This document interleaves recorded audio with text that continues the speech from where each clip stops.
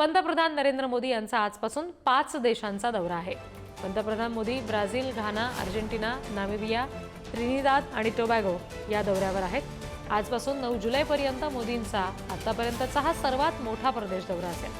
6 आणि 7 जुलै रोजी ब्रिक्स परिषदेसाठी सुद्धा ते उपस्थिती लावणार आहेत। ब्राझीलसोबत ऊर्जा, कृषी संशोधन, सुरक्षा सहकार्य यावर द्विपक्षीय करार होणार आहे। अर्जेंटिनाच्या पंतप्रधानांसोबत आर्थिक आणि व्यापारिक हितसंबंधांवर चर्चा होणार आहे।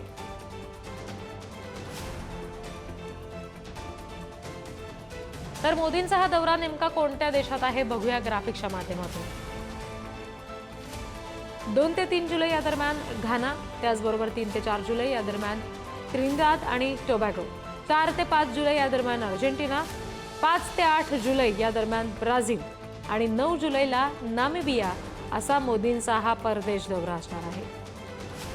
त्या दौऱ्याचं नेमकं काय महत्त्व आहे बघूया। पंतप्रधान मोदींचा 5 देशांचा हा 7 दिवसीय दौरा आहे। मोदींचा आतापर्यंतचा सर्वात मोठा परदेश दौरा मानला जातोय। ब्राझीलमध्ये ब्रिक्स शिखर संमेलनाला ते उपस्थिती लावणार आहेत। ब्राझीलसोबत ऊर्जा, कृषी संशोधन, सुरक्षा सहकार्य यावर द्विपक्षीय चर्चा होणार आहे। अर्जेंटिना भेटीवेळी रक्षा, कृषी, खनन, कृष्णा त्याचबरोबर ऊर्जा क्षेत्रामध्ये सुद्धा सहकार्याबाबतची चर्चा होईल। घाना दौऱ्यादरम्यान पश्चिम आफ्रिकेतील देशांशी संबंध मजबूत करण्यासाठीचे प्रयत्न केले जातील। त्रिनिदाद टोबॅगो या ठिकाणी 1999 नंतर ते पहिल्यांदाच भारतीय पंतप्रधानांचा तिथे दौरा आहे। मोदींचा नामिबियाचा पहिल्यांदाच दौरा होतोय। नामिबिया संसदेला सुद्धा मोदी संबोधित करणार आहेत।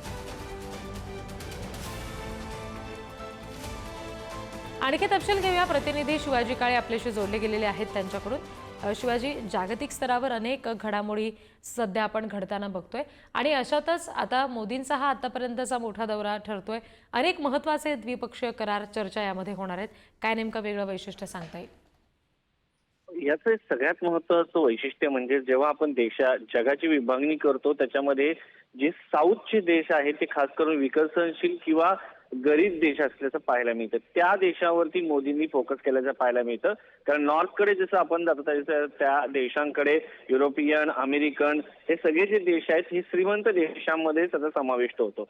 भारताने विकसनशील देश जे आहेत त्याच्यावरती फोकस केल्याचं पाहायला मिळतो। आपण कोविडमध्ये देखील पाहिलं असेल आफ्रिकन देशांना मोठ्या प्रमाणात आपण लसी देण्याचं काम केलं होतं। आता पंतप्रधान नरेंद्र मोदी आजपासून त्यांचा जो दौरा आहे पहिला तो घानामध्ये आहे आणि सगळ्यात महत्त्वाचं म्हणजे पंतप्रधान नरेंद्र मोदी यांच्या या 5 देशांच्या दौऱ्यामध्ये ते 3 देशांच्या संसदेला संबोधित करणार आहे आणि अशा प्रकारे 3 देशांना एकाच दौऱ्यामध्ये संबोधित करणारे पंतप्रधान नरेंद्र मोदी हे देखील पहिलेच पंतप्रधान ठरणार आहेत।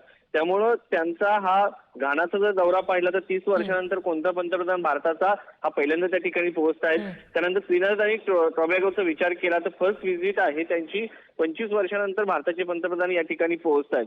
आणि घानाचा जर विचार केला तर ज्या देशांचं म्हणजे साऊथ आफ्रिकन जे देश आहेत त्या देशांमधील जो समुद्री मार्ग जातो तो घानामधून जातो, त्याला गेटवे ऑफ साऊथ असं देखील म्हटलं जातं। त्या देशांची आज भारत संवाद साधतो। त्यामुळे साऊथ आफ्रिकन कंट्री सोबत भारताचा व्यापार जो आहे तो निश्चितपणे वाढण्यास मदत होणार आहे। तिसरं म्हणजे अर्जेंटिना 4 आणि 5 जुलैला पंतप्रधान या देशामध्ये असणार आहेत आणि पहिल्यांदा फुल बायलॅटरल व्हिजिट जी आहे भारताच्या पंतप्रधानांची असणार आहे। अगदी, आणि त्याच्यामुळे हा वैशिष्ट्यपूर्ण दौरा आता कशा पद्धतीने पार पडतोय हे बघणंही महत्त्वाचं असेल। धन्यवाद सगळ्या तपशिलांसाठी शिवाजी।